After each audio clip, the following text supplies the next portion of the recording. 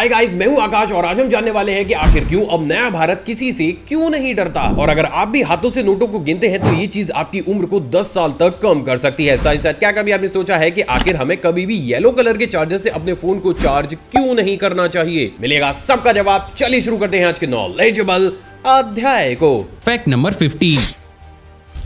दोस्तों, नॉर्मली हमें किसी भी देश की सड़कों पर एम कूड़ा या फिर सामान गिरा हुआ नजर आता है, लेकिन क्या आपको पता है कि आप उस देश में रहते हैं जहां की सड़कों पर कुछ और नहीं बल्कि हीरे ही मिल रहे हैं। असल में अभी हाल ही में सूरत की सड़कों पर लोगों को कुछ इस तरीके से हीरे पड़े हुए नजर आ रहे हैं, जिसके चलते हुए लोगों ने बहुत बड़ी तादाद में इन्हें कलेक्ट भी कर लिया। लेकिन कहानी में सबसे बड़ा ट्विस्ट तब आया दोस्तों, जब इनकी टेस्टिंग करने के बाद लोगों को यह पता चला कि हीरे असली नहीं बल्कि पूरे ही तरीके से आर्टिफिशियल है और इनकी मार्केट में वैल्यू लगभग ना के बराबर है। इसके बाद लोगों को यह पता चला कि यह काम सिर्फ और सिर्फ कुछ प्रैंकस्टर्स के द्वारा उनके ऊपर प्रैंक करने के लिए किया गया था। मतलब भाई, इतना गंदा प्रैंक कौन करता है यार? Fact number 14।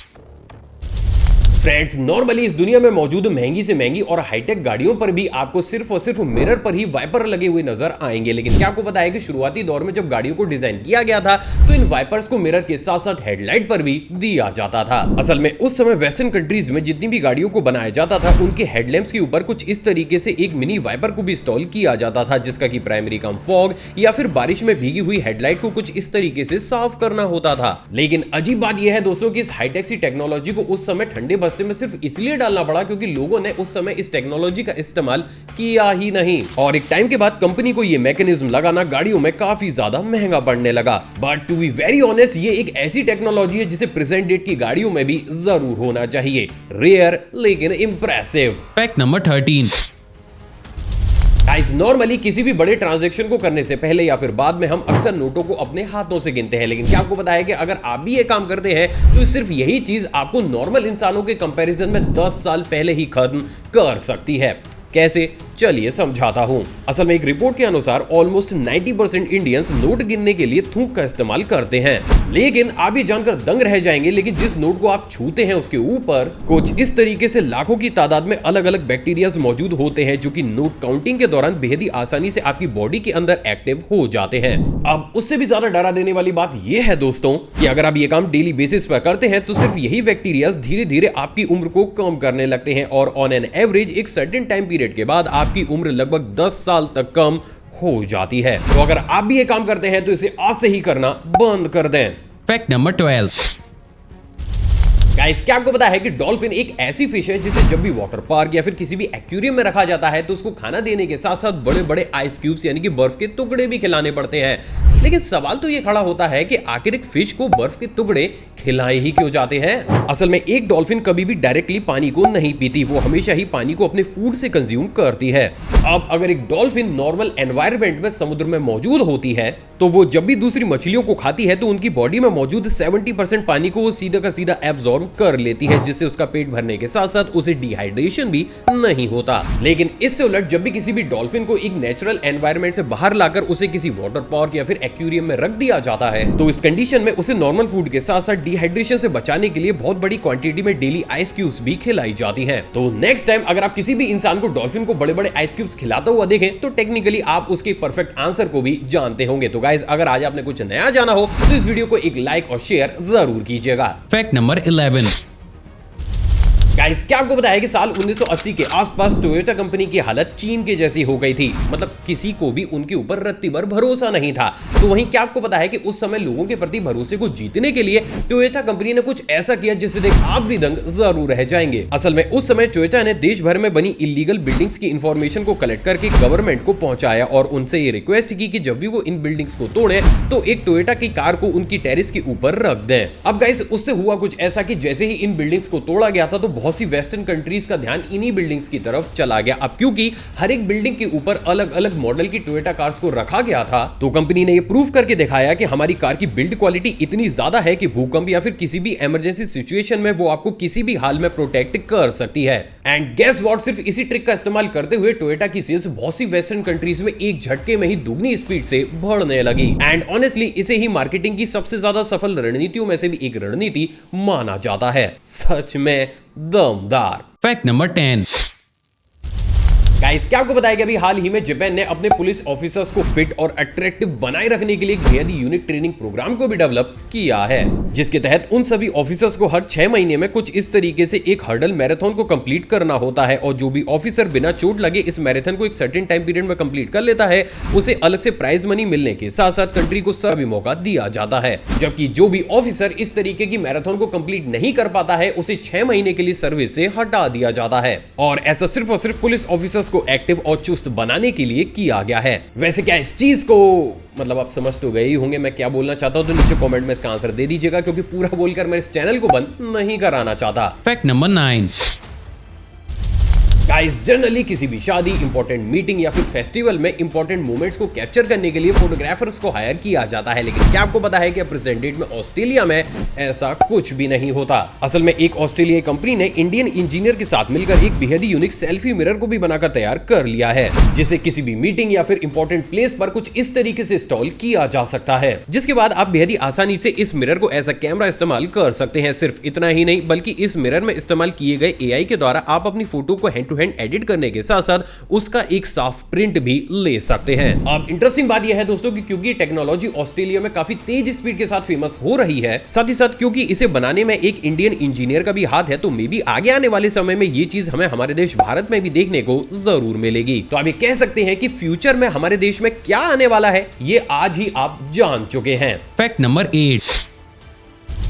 दोस्तों बचपन से ही हमें यह पढ़ाया जाता है कि हर एक इंसान के अलग अलग फिंगरप्रिंट्स होते हैं, लेकिन क्या आपको पता है कि इस दुनिया में एक ऐसी कंट्री भी मौजूद है जिसके ऑलमोस्ट सभी इंसानों के फिंगरप्रिंट्स सेम हैं। असल में गाइस मैं बात कर रहा हूं नॉर्थ कोरिया की, जहां के प्रेजेंट ट्रेंड के अनुसार यहां के लोग खुद की और यहां तक कि अपने पैदा हुए बच्चों की ही फिंगरप्रिंट सर्जरी को करवाकर उनके प्रिंट्स को किम जोंग उन के जैसा ही बनवा देते हैं। अब हैरानी की बात यह है दोस्तों कि इस काम को वहां पर किसी गलत काम को करने के लिए नहीं बल्कि किम जोंग उन के प्रति अपनी श्रद्धा को दिखाने के लिए किया जाता है। और अगर ये चीज आपको काफी ज्यादा अजीब लग रही है तो थोड़ा सा ठहर जाइए, क्योंकि यही एग्जैक्ट सेम चीज हमारे देश भारत में भी होती है, जहां पर हमारे देश भारत में कुछ ऐसे लोगों को भी पकड़ा गया है जो कि गलत काम करने के बाद दूसरे लोगों के फिंगरप्रिंट्स को ही चेंज कर दिया करते थे, जिसके चलते में वो उन लोगों से सर्जरी के नाम पर 25,000 रुपए ऐड लिया करते थे, जो वास्तव में काफी ज्यादा गलत जरूर है। Fact number 7। दोस्तों नॉर्मली जब भी हमें सड़क से कहीं ट्रैवल करना होता है तो हम टेढ़ी मेढ़ी सड़कों को लेकर अपनी डेस्टिनेशन तक पहुंच जाते हैं, लेकिन वहीं बात अगर एयरप्लेन की जाए तो टेक्निकली प्लेन के साथ ये प्रॉब्लम नहीं होनी चाहिए, क्योंकि एयर में तो किसी भी प्लेन को एक सीधी लाइन में उड़ाया जा सकता है, राइट। लेकिन क्या आपको पता है कि इसके बावजूद भी किसी भी प्लेन के साथ ऐसा नहीं किया जाता। असल में गाइस वर्ल्ड की अगर सबसे लंबी फ्लाइट की बात की जाए तो वो है सिंगापुर एयरलाइंस की सिंगापुर से लेकर न्यूयॉर्क तक की फ्लाइट, और ये फ्लाइट 18 घंटे लेती है। लेकिन बावजूद इसके भी कि वो सिंगापुर से न्यूयॉर्क तक एक स्ट्रेट लाइन को फॉलो करे, वो फॉलो करती है एक जेट स्ट्रीम पाथ को, जिसे बेसिकली अर्थ के ऊपर बह रही विंड्स के द्वारा बनाया जाता है, जिसके चलते हुए अगर फ्लाइट को उड़ाने के बाद इसी जेट स्ट्रीम पाथ को फॉलो किया जाए तो इससे ना सिर्फ फ्लाइट का फ्यूल बचता है बल्कि वो फ्लाइट भी अपनी डेस्टिनेशन तक काफी जल्दी पहुंच जाती है। और ठीक इसी तरीके से अगर वर्ल्ड की तीसरी सबसे लंबी फ्लाइट की बात की जाए तो वो है एयर इंडिया की बेंगलोर से सैन फ्रांसिस्को तक की फ्लाइट, और ये भी बावजूद इसके कि सैन फ्रांसिस्को से वेस्ट की तरफ सैन फ्रांसिस्को के लिए जाए, ये उससे उलट बेंगलोर से ईस्ट साइड की तरफ जाती है, जो कि एक काफी लंबा रूट है जिसमें कि पैसिफिक ओशियन के ऊपर से जाना पड़ता है, और ये भी इन विंड्स की हेल्प को लेकर अपना टाइम और फ्यूल को सेव करती है। तो टेक्निकली आप ये बोल सकते हैं कि इस दुनिया में सीधा सीधा कुछ भी नहीं होता। तो गाइस अगर आज आपने कुछ नया जाना हो तो इस वीडियो को एक लाइक जरूर कीजिएगा। Fact number 6।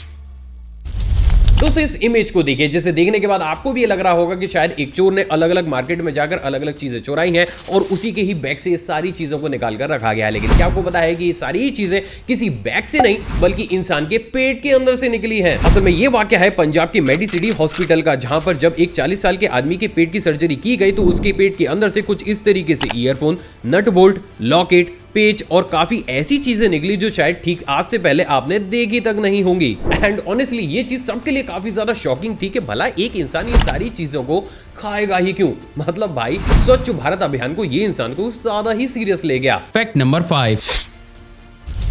गाइस नॉर्मली हमारे देश में हर दिन अलग अलग तरीके की वेजिटेबल्स को बनाया जाता है जिसका कि गवर्नमेंट ऑफिशियल से कोई भी लेना देना नहीं होता। लेकिन क्या आपको पता है कि वही बात अगर चाइना की जाए तो चाइनीज गवर्नमेंट तो ये तक डिसाइड करती है कि किस दिन आपके घर में कौन सी सब्जी बनेगी और कौन सी नहीं। असल में जैसे कि हम सभी जानते हैं कि प्रेजेंट डेट में चीन बहुत बड़ी आर्थिक मंदी से जूझ रहा है, जिसके चलते हुए अब वहां के लोगों से ज्यादा पैसे को निकलवाने के लिए वहां की गवर्नमेंट ने डोमेस्टिक फूड लाइसेंस लेना कंपलसरी कर दिया है, जिसके तहत आपको मार्केट से जिस भी सब्जी को खरीदना होता है उसके लिए आपको पर्टिकुलर एक लाइसेंस को बनवाना होगा, जिसके पैसे को आपको गवर्नमेंट को देना होगा। और इसलिए अगर आप किसी भी दिन किसी नई सब्जी को बनाना चाहते हैं तो आपको सबसे पहले गवर्नमेंट को पैसे देकर उस सब्जी के लाइसेंस को बनवाना होगा। अब दिमाग हिला देने वाली बात यह है दोस्तों कि अभी हाल ही में जब बिना लाइसेंस के यहाँ के लोगों ने महज कुछ ही खीरे खरीदे थे तो सिर्फ उन खीरों की वजह से ही उनके ऊपर इंडियन करेंसी के हिसाब से लगभग 51,000 रुपए के जुर्माने को ठोक दिया गया था, जो चीज वास्तव में दिमाग हिला देने वाली जरूर है। Fact number 4।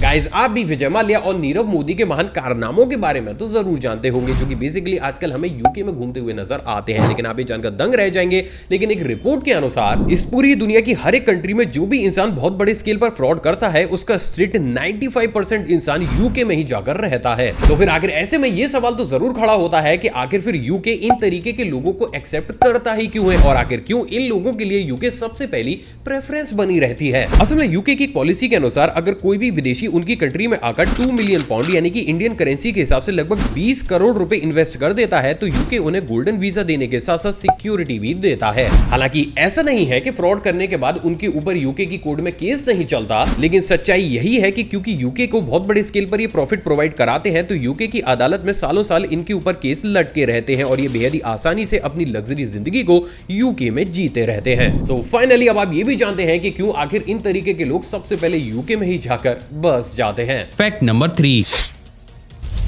दोस्तों क्या आपको बताया कि साल 2015 में रिलीज हुई MSG2 मूवी ने 126 करोड़ रुपए को कमाया था, लेकिन हम में से बहुत ही कम लोगों ने कभी भी इस मूवी के बारे में सुना तक होगा। अब उससे भी ज्यादा इंटरेस्टिंग बात यह है दोस्तों कि अगर एक्सपर्ट्स की मानी जाए तो इस मूवी ने 126 करोड़ रुपए नहीं बल्कि सिर्फ 16 करोड़ रुपए के आसपास ही कमाए थे। तो फिर आखिर ऐसे में यह सवाल तो जरूर खड़ा होता है कि अगर फिर इंडिया के अंदर कोई भी मूवी इतने बड़े स्केल पर नहीं कमाती है तो आखिर क्यों पूरी दुनिया के सामने इतने बड़े बड़े आंकड़ों को रख दिया जाता है। असल में गाइस ये काम कोई नया नहीं बल्कि वेस्टर्न कंट्रीज में बहुत पहले से होता हुआ चला आ रहा है, जिसमें मूवी के एक अच्छे खासे बड़े बजट को सिर्फ और सिर्फ छोटे शहरों के थिएटर और टिकट को बुक करने के लिए रख दिया जाता है। अब क्योंकि छोटे शहरों के लोग ना ही इतने ज्यादा अवेयर होते हैं, साथ ही साथ उन्हें कोई फर्क नहीं पड़ता है कि थिएटर फुल था या फिर हाफ, तो इन्हीं तरीके के शहर और थिएटर्स को मूवी को हिट कराने के लिए बुक किया जाता है। अब क्योंकि शुरुआती दौर में ही इन्हीं तरीके की बुकिंग्स को बहुत बड़े स्केल पर किया जाता है तो लोगों के सामने पहले और दूसरे दिन के ही कलेक्शन को बहुत बड़ा अमाउंट बताकर रख दिया जाता है और ये भी बताया जाता है कि ये मूवी ऑलरेडी हिट है और इसने पहले और दूसरे दिन ही इतने करोड़ रुपए कमा लिए हैं। और ये कहानी सिर्फ 1-2 मूवी तक ही सीमित नहीं है बल्कि ऑलमोस्ट 90% मूवीज के साथ यही सीन होता है।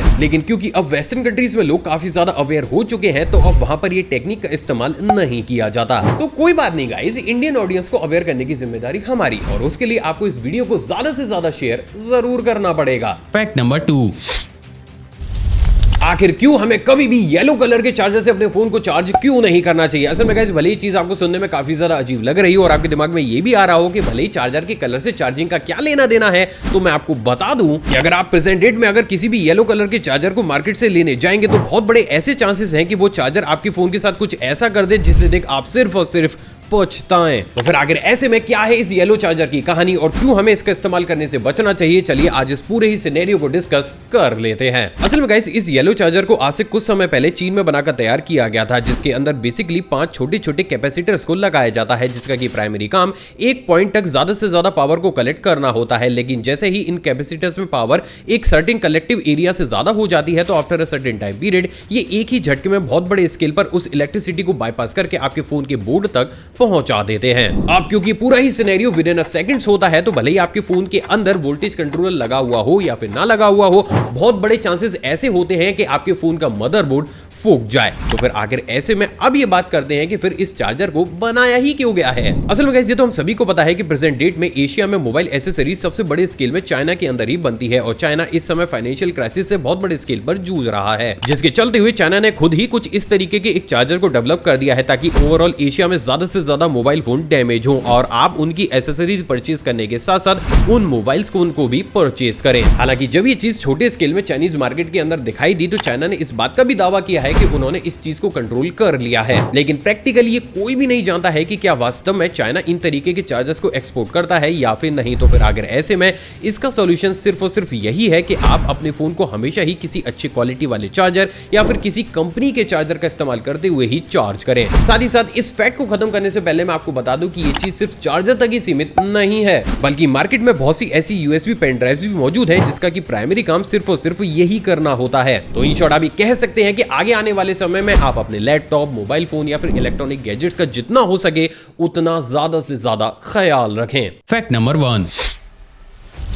आज का ये नया भारत किसी से क्यों नहीं डरता। असल में गाइस ये बात किसी से भी नहीं छुपी है कि हमारे साथ ऐसा हो रहा है, लेकिन क्या कभी आपने ये जानने की कोशिश की है कि एक्चुअली में हमारे देश के साथ ऐसा हो क्या रहा है जिसके चलते हुए ना सिर्फ हम दुनिया की नजरों में आ चुके हैं बल्कि आज बड़ी से बड़ी कंट्रीज इंडिया के अगेंस्ट बोलने से पहले 10 बार सोचती है। नहीं तो आज की इस वीडियो में हम पूरे तरीके से डिटेल्ड वे में जाकर ये जानने की कोशिश करेंगे कि आखिर क्यों आज का हमारा ये नया भारत काफी ज्यादा स्ट्रॉन्ग और पावरफुल बन कैसे चुका है। असल में गाइस बात अगर साल 2014 से पहले की जाए तो हमारी ऑलमोस्ट सभी पॉलिसीज प्रेजेंट डेट की पॉलिसीज से काफी ज्यादा अलग थी, क्योंकि साल 2014 से पहले ऐसा कंट्री हमारा फोकस सिर्फ और सिर्फ बड़ी और पॉपुलर कंट्रीज को ही खुश रखना होता था। लेकिन साल 2014 के बाद हमारी ये पॉलिसी पूरी ही तरीके से उल्टी हो गई और हमारे प्राइम मिनिस्टर ने बड़ी और पावरफुल कंट्रीज को खुश रखने की बजाय छोटी छोटी कंट्रीज के साथ रिलेशनशिप को स्ट्रॉन्ग बनाना शुरू कर दिया। अब ना सिर्फ उन्होंने इन कंट्रीज के साथ रिलेशनशिप को स्ट्रॉन्ग बनाया बल्कि जरूरत पड़ने पर उन्हें फ्री वैक्सीनेशन, फूड और यहां तक की फाइनेंशियल हेल्प भी दी, जिसके चलते हुए वो कंट्रीज इंडिया के सपोर्ट में इस लेवल तक आई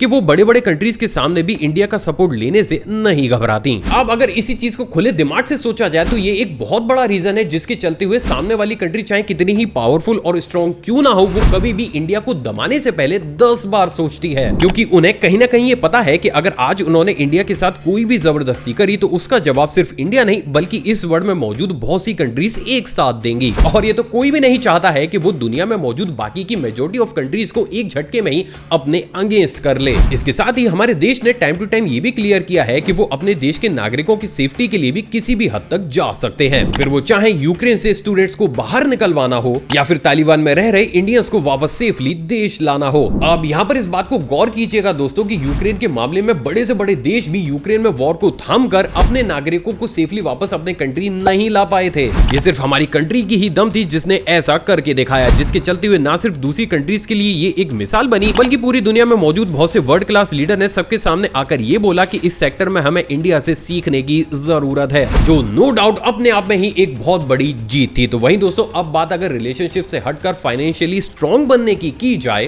तो आज की डेट में इंडिया बहुत बड़े स्केल पर फॉरेन इन्वेस्टमेंट को अपने यहां पर लाने का हर संभव प्रयास कर रहा है, जिसके चलते हुए आज की हमारी फॉरेन इन्वेस्टमेंट पॉलिसीज पहले के कंपैरिजन में काफी ज्यादा इजी हो चुकी हैं। और एज अ रिजल्ट अगर आज की डेट में कोई भी बाहर की कंपनी इंडिया के अंदर बिजनेस करने आती है तो उसे वर्ल्ड का दूसरा सबसे बड़ा मार्केट मिलता है। इसके साथ ही मेक इन इंडिया और इंडियन स्टार्टअप भी बहुत तेजी के साथ बढ़ते हुए चले जा रहे हैं और ये भी हमारे देश को बहुत बड़े स्केल पर सपोर्ट कर रहे हैं और इनका रिजल्ट आपको हमारे देश की तेजी से बढ़ती हुई इकोनॉमी में भी साफ तौर से दिख रहा है। अब दोस्तों इससे होता कुछ ऐसा है कि क्योंकि हम बहुत बड़े स्केल में आत्मनिर्भर बनते हुए चले जा रहे हैं तो आज से पहले जिन चीजों को हमें दूसरी कंट्री से इंपोर्ट करना होता था, आज ना सिर्फ हमने उन चीजों की इंपोर्ट को बंद कर दिया बल्कि बहुत सी कंट्रीज को तो अब वो चीज हम एक्सपोर्ट कर रहे हैं। और ये तो हम सभी जानते हैं कि जब आप दूसरी कंट्री से इंपोर्ट कम करते हैं और दूसरी कंट्रीज को एक्सपोर्ट ज्यादा करते हैं तो कहीं ना कहीं दूसरी कंट्रीज पर इनडायरेक्ट ये प्रेशर पड़ने लगता है कि उन्हें इंडिया को अब नाराज नहीं करना है। और ये भी एक बहुत बड़ा कारण है कि जो डर हमें पहले काफी बड़े स्केल पर सताता था, आज ना सिर्फ हम उसे ओवरकम कर पाए हैं बल्कि हम एक स्ट्रॉन्ग ताकत भी बन चुके हैं। अब यहाँ पर शुरुआत से लेकर अभी तक आपने एक चीज गौर नहीं करी होगी दोस्तों, वो ये है कि ना सिर्फ पिछले कुछ समय में हमने हमारी ही हालतों को सुधारा है बल्कि हमने दूसरी कंट्रीज की भी भरपूर मदद की है, फिर वो चाहे लो कॉस्ट पर दूसरे कंट्रीज की सैटेलाइट को लॉन्च करना हो या फिर उन्हें लेटेस्ट टेक्नोलॉजी प्रोवाइड कराना हो। और ये भी एक बहुत बड़ा रीजन होता है जिसके चलते हुए आप वर्ल्ड की बहुत सी कंट्रीज को एक तरीके से इनडायरेक्ट प्रेशर में डाल देते हैं। और उसी का ही जीता जागता एग्जांपल अगर आप गौर से देखेंगे तो आपको प्रेजेंट डेट की बहुत सी ग्लोबल मीटिंग्स में भी देखने को मिलेगा, क्योंकि एक वो समय भी था जब हमारे ही एक डिप्लोमेट को किसी फॉरेन कंट्री में जाकर सिक्योरिटी रीजन से अपनी टर्बन यानी कि पगड़ी को खुलवाने के लिए फोर्स किया गया था। लेकिन आज वो समय भी आ चुका है कि उसी देश का प्रेसिडेंट आज किसी भी मीटिंग में हमारे देश के प्राइम मिनिस्टर को खुद से ही ढूंढते हुए ना सिर्फ आकर उनके पास बैठते हैं बल्कि उनसे काफी ज्यादा से ज्यादा आइडियाज को भी डिस्कस करते हैं। अब जब भी ये चीज होती है तो पूरी दुनिया के सामने एक स्ट्रॉन्ग मैसेज जाता है जिसमें यह बताया जाता है कि इंडिया ना सिर्फ आगे आने वाले समय में दुनिया के लिए एक बहुत बड़ा लीडर बनेगा बल्कि वो ऑलरेडी बहुत सी कंट्रीज के लिए एक एग्जांपल भी बन चुका है। और अगेन ऐसा सिर्फ हम इंडियंस ही नहीं बल्कि दुनिया भर के बड़े बड़े राजनेता भी खुद इस बात को कहते हैं कि अगर आपको ग्रोथ के बारे में सीखना है तो आपको सबसे पहले इंडिया की पॉलिसी और उनकी टेक्निक्स को सीखना होगा। लेकिन सिर्फ पॉलिसी और टेक्निक ही किसी भी कंट्री को महान नहीं बनाती। कंट्री को महान बनने के लिए उसे स्मार्ट भी होना चाहिए और उसी का ही जीता जागता एग्जांपल आपको इंडिया में एक बार फिर से देखने को मिलेगा। क्योंकि जब वर्ल्ड वाइड लोगों को यह पता चलता है कि इंडिया की इकोनॉमी बहुत तेजी के साथ ऊपर की तरफ जा रही है तो वो इसे समझने और ब्रेक डाउन करने की कोशिश करते हैं, जिसके चलते हुए आज से कुछ समय पहले खुद बड़े बड़े एक्सपर्ट्स ये बोलते थे कि इंडिया भले ही आज यूएसए और चीन से 10 साल पीछे हो लेकिन हमारी ग्रोथ इसलिए सबसे बड़े स्केल पर हो रही है क्योंकि इंडिया बारीकी से यूएसए और चीन के द्वारा की गई गलतियों से सीख रहा है। और उसी का ही एक एग्जांपल आपको रूस और यूक्रेन के केस में भी देखने को मिलेगा। जब यूरोप ने रूस से ऑयल लेने के लिए मना कर दिया था जिसका कि इनडायरेक्ट फायदा उठाते हुए ना सिर्फ हमने रशिया से काफी कम दामों पर तेल खरीदा बल्कि उसे ऊंचे दाम पर यूरोप और बहुत सी कंट्रीज में एक्सपोर्ट भी कर दिया। अब यहां पर यह बात ध्यान रखिएगा दोस्तों कि इस पूरे ही ट्रांजैक्शन में सिर्फ यूएसए ही एक ऐसी कंट्री थी जिसने इंडिया के ऊपर बहुत बड़े स्केल में प्रेशर को लगाया था। लेकिन अगेन क्योंकि हमारे साथ बहुत सी कंट्रीज खड़ी हुई थी तो आज का यह भारत किसी के सामने भी नहीं दबा और हमने एक बार फिर से पूरी ही दुनिया के सामने मिसाल बनाते हुए बिना डर के इस ट्रांजैक्शन को कंप्लीट किया, जिससे कहीं ना कहीं ग्लोबली इंडिया की रेपुटेशन और ज्यादा इंक्रीज कर गई। और ये चीज हमें कहीं ना कहीं कनाडा के केस में भी देखने को मिलती है, जहां पर भले ही कनाडा ने इंडिया के ऊपर झूठे आरोपों के साथ ट्रेड बंद करने की धमकी दे रखी हो लेकिन इससे ना ही इंडिया के ऊपर कोई भी फर्क पड़ा है और ना ही वर्ल्ड वाइड ऐसा कोई भी सिनेरियो क्रिएट हुआ है जिसके चक्कर में हमें इनडायरेक्ट तरीके से कनाडा के सामने गलत चीजों के लिए झुकना पड़े। एंड इवन प्रेजेंट डेट में कैनेडियन प्रेसिडेंट अगर कहीं भी जा रहे हैं तो उन्हें बहुत बड़े स्केल पर क्रिटिसिज्म को झेलना पड़ रहा है। और कहीं ना कहीं ये चीज हमें ये रियलाइज कराती है कि आज वर्ल्ड में हम कितनी स्ट्रॉन्ग पोजीशन को होल्ड करते हैं। और अगर ये सारी चीजें इसी पेस पर आगे बढ़ती हुई चली गई तो वो दिन अब दूर नहीं जब दुनिया की सबसे बड़ी महाशक्ति कोई और कंट्री नहीं बल्कि हमारा ही देश भारत होगा। लेकिन उसके लिए हमें और आपको एकजुट होकर पूरी ही ताकत के साथ अपने देश के साथ खड़ा होना होगा, जो फॉर श्योर मुझे लगता है कि हम और आप कर भी रहे हैं। तो गाइस यही है हमारा नया भारत जो ना ही अब किसी से डरता है और ना ही गलत के सामने झुकता है। वैसे आई नो कि इस टॉपिक में बहुत से पॉइंट्स ऐसे होंगे जो कि मैंने स्किप कर दिए होंगे लेकिन वीडियो की लेंथ को ध्यान में रखते हुए मैं सिर्फ इतना ही आज की एपिसोड में आपको समझा पाया हूं। फेल गाइस अगर आपको इन्फॉर्मेशन अच्छी लगी हो तो इस वीडियो को ज्यादा से ज्यादा लाइक, ज्यादा से ज्यादा शेयर जरूर कीजिएगा, कमेंट सेक्शन में जय हिंद को टाइप जरूर कीजिएगा। साथ ही साथ अगर आप मुझसे इंटरेक्शन को बढ़ाना चाहते हैं तो आपसे मुझे इंस्टाग्राम पर फॉलो कर सकते हैं, इंस्टाग्राम पर जाकर आप मुझे डीएम भी कर सकते हैं। साथ ही साथ कोई नए टॉपिक का सजेशन देना चाहते हैं तो वो भी आप इंस्टाग्राम पर जाकर मेरे को दे सकते हैं। उसके लिए गूगल पर जाकर आपको आकर सर्वर टाइप करना है, गूगल देता सीधा सीधा को मेरी इंस्टाग्राम आईडी तक ले आएंगे। एक और फ्रेश कमाल एपिसोड में आपसे दोबारा मुलाकात होगी दोस्तों। जय हिंद। और हां, जाने से पहले इन वीडियोस को भी चेकआउट जरूर कीजिएगा।